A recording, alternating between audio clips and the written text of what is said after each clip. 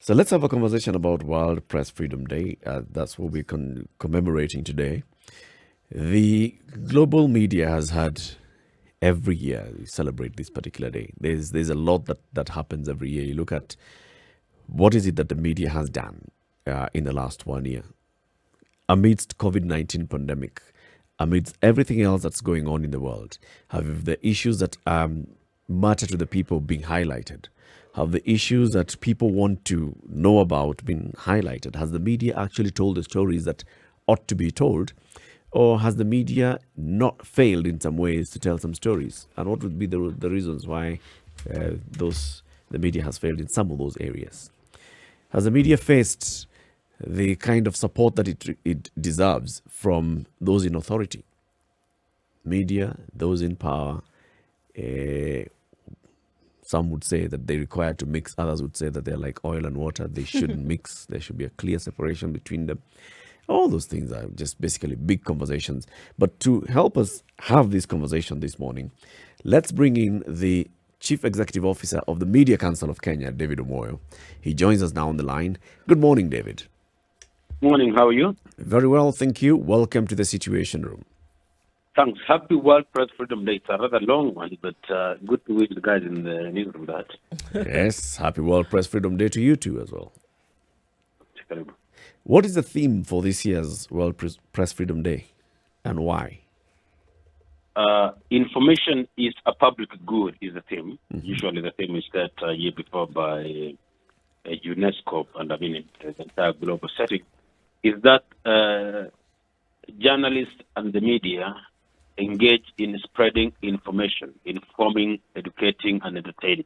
And that is basically a common need of the community. Mm-hmm. So, therefore, when you allow the press to operate freely, you're allowing them to access information. You're not attempting to guard journalists or the media from providing this information to the public.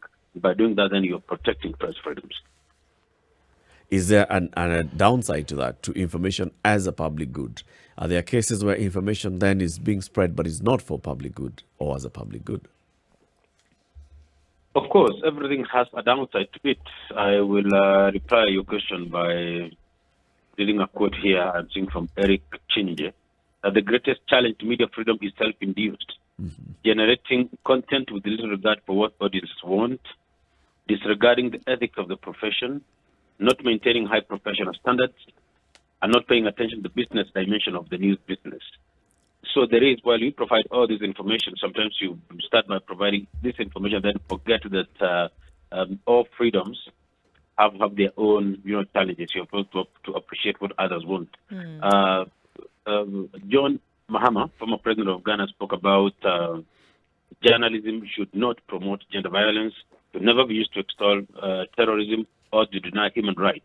It should also not encourage religious and racial bigotry, and it should not be a tool for genocide. So while you have all the liberty to provide information, there are certain little challenges that you must really appreciate that if you just provide information as an absolute right, while it is in itself, you must also be conscious of the society where you live in. You must be conscious of their culture, the people, their feelings, the love, the likes and dislikes and all that, the families, all that. So while information is a public good, all information is good for the public, you must also appreciate that there are certain times when journalists are called upon to step back and hold certain information when they realize that from time to time, it's better when certain information is not provided for the sake of either some of the subjects or some of the audiences that are being discussed or spoken about in the media content, either the radio, TV, or newspaper or internet article.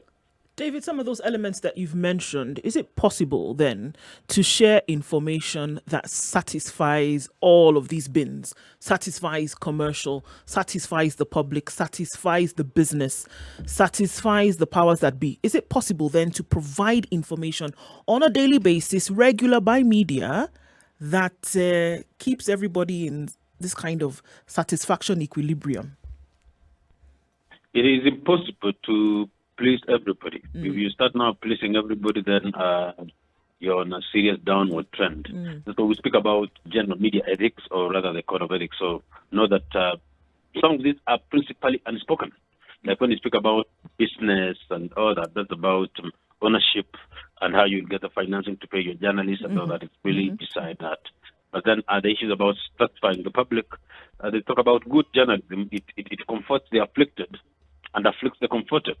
If you are, for example, going out to highlight issues and bring those in authority to question, definitely you're going to annoy them, and then you're going to please the masses.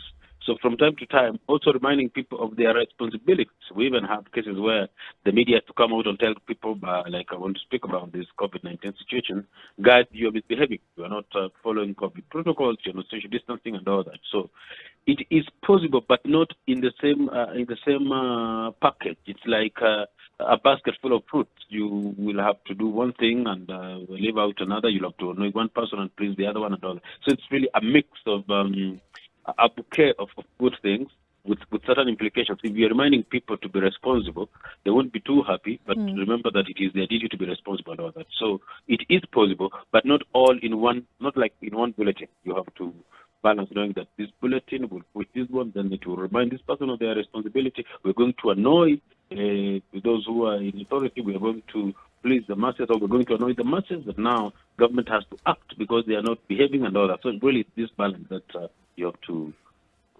be aware of all the time. Okay.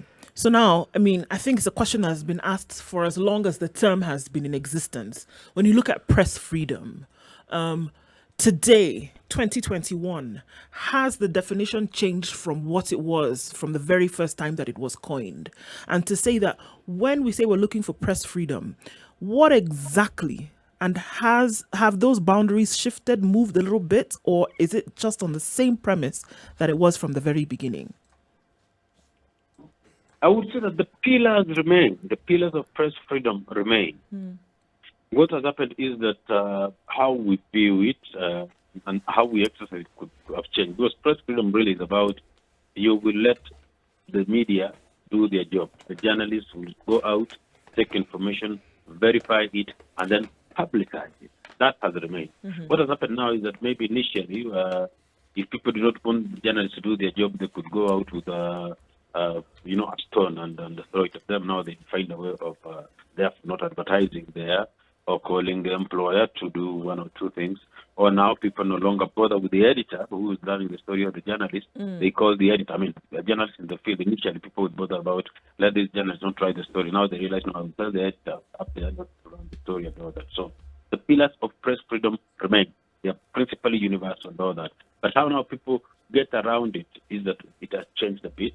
Because apart from that, people have also found a way of doing fake news, and especially the deep facts where you manufacture a story that people like to contradict, and sometimes you gain more traction and more followers than the real story itself. So press freedom, the principles and the beliefs and the foundations of it remain, but how people then get around it is what has changed, I think, due to several factors.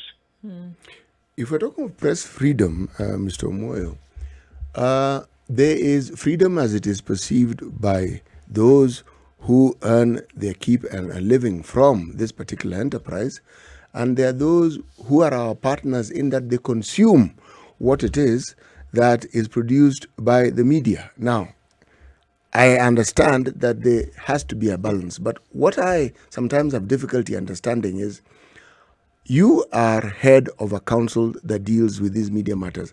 How then do we hold our own accountable in maintaining the rigorous principles that we are supposed to maintain as we ply our trade on a daily basis? I think it's principally what we do every day. You have the Complaints Commission. We have accreditation processes. From time to time, we have recalled our accreditation cards and all that.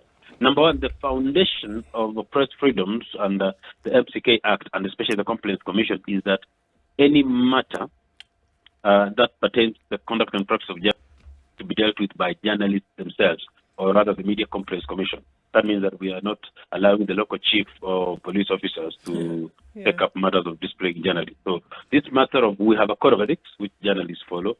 We think that from time to time, as in any other profession, we have a few times when journalists operate outside these guidelines. But the important is that then the Complaints Commission and our ethics processes must be empowered to be able to rise up and act on this matter. But number two, most critical, is that self-regulation demands that the editorial processes within a media house have enough systems to appreciate, number one, to facilitate press freedom, and to be able to look back, get the apologies, get the withdrawals or reprimands when we realize that these challenges have been done in-house. That means that you come to the Media Council as literally a last option. So I think going to Banamuga's question is about self-regulation internally from the very point of call in the newsroom. There, your producers and editors must realize we had a problem here. We need to apologize or withdraw, or we need to retrain our staff and all that. In case that fails, then we have the Complaints Commission and all that. That means that it's an internal self-regulatory disciplinary process that also shields us from allowing, I will use the word, the vagaries of the world.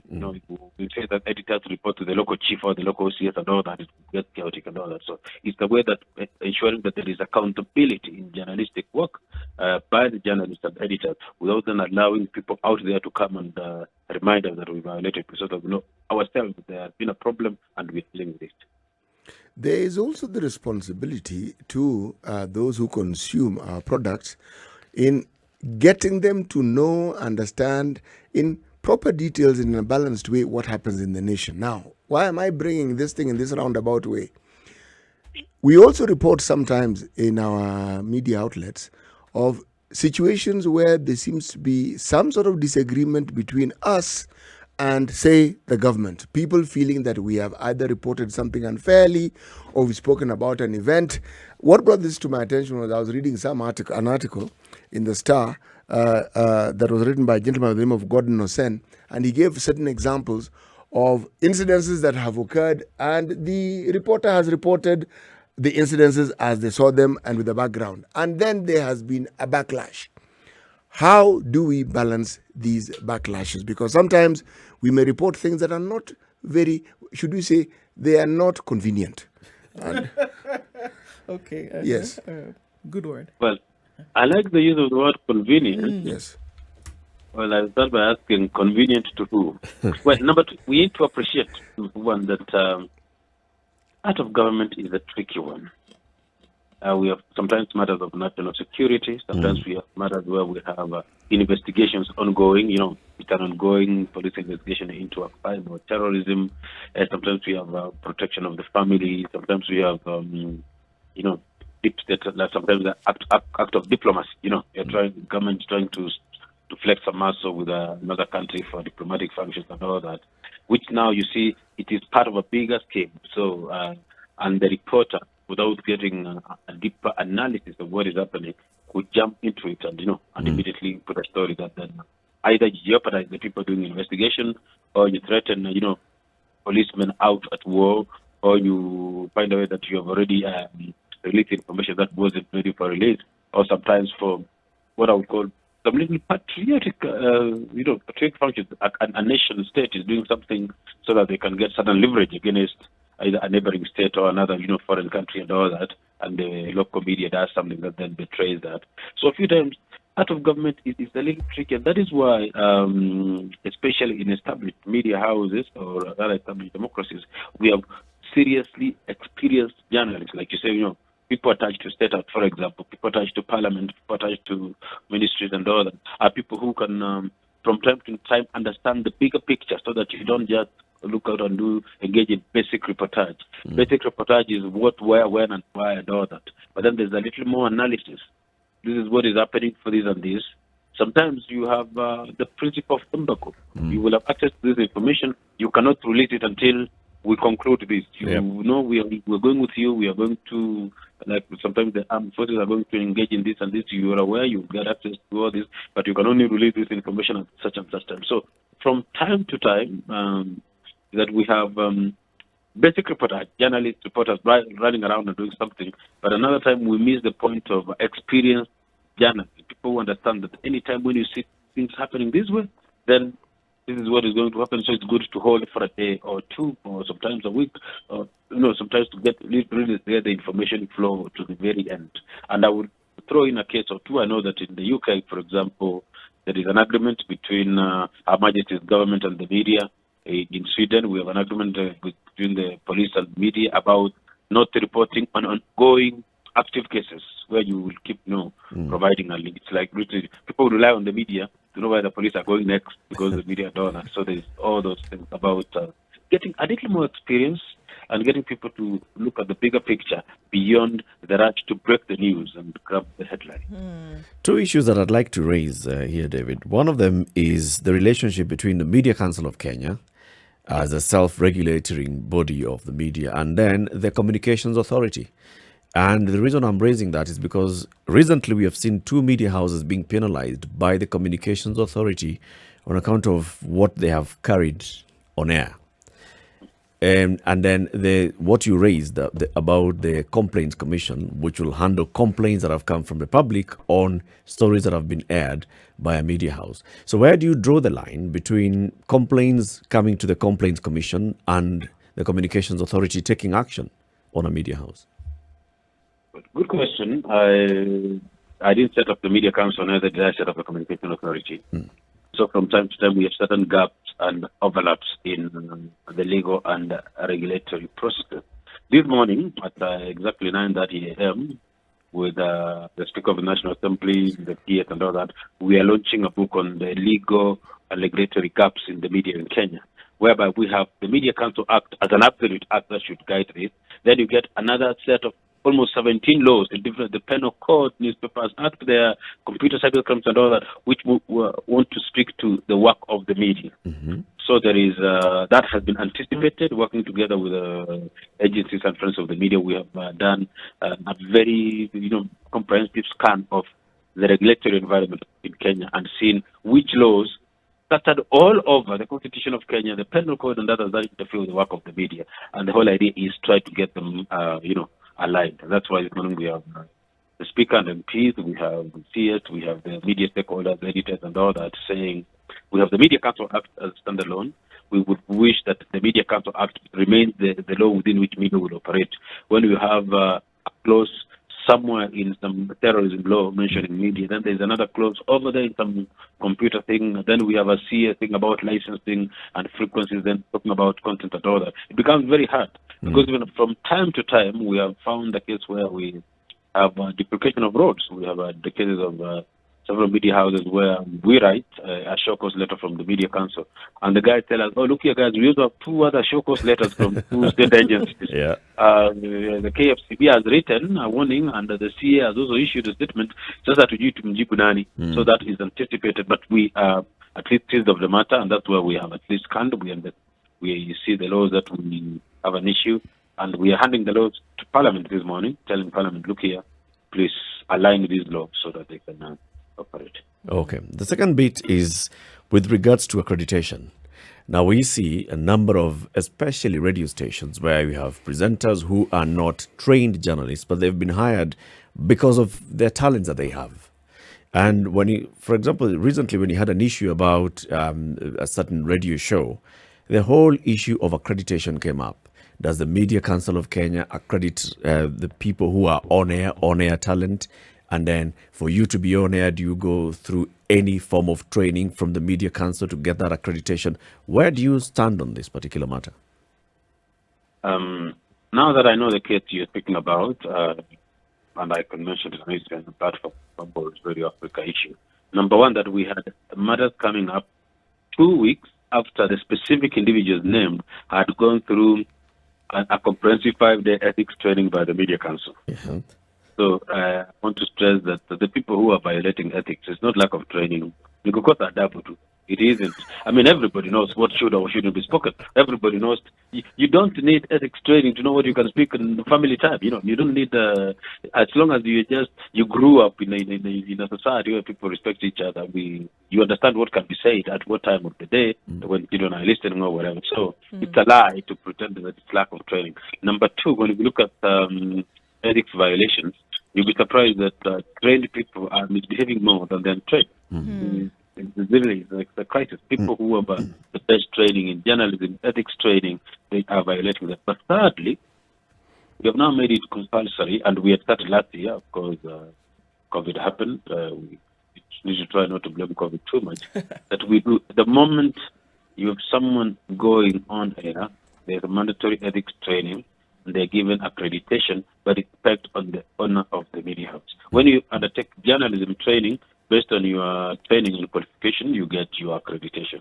But when you have, either a good lawyer who is an analyst or good DJ or,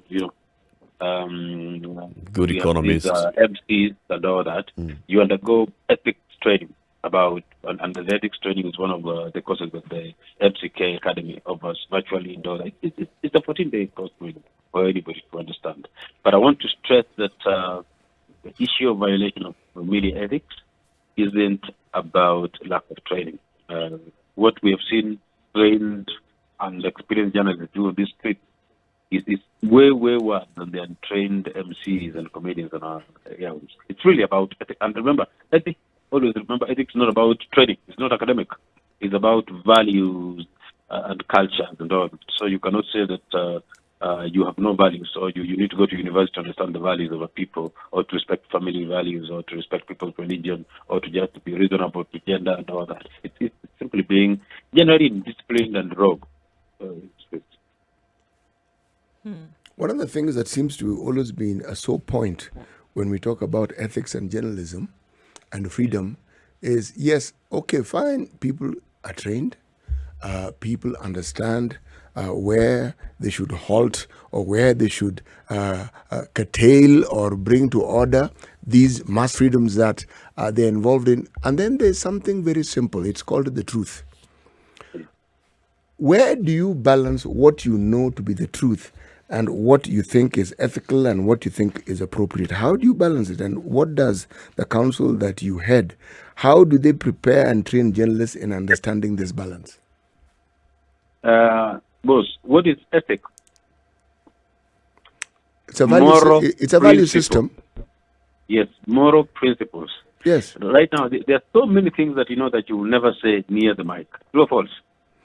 You would be amazed at how many there are. Chances are you won't be amazed. There are truly many. the things that go on through my head and the things I want to say and the way I have to struggle to ensure that it is said in a certain way, yes.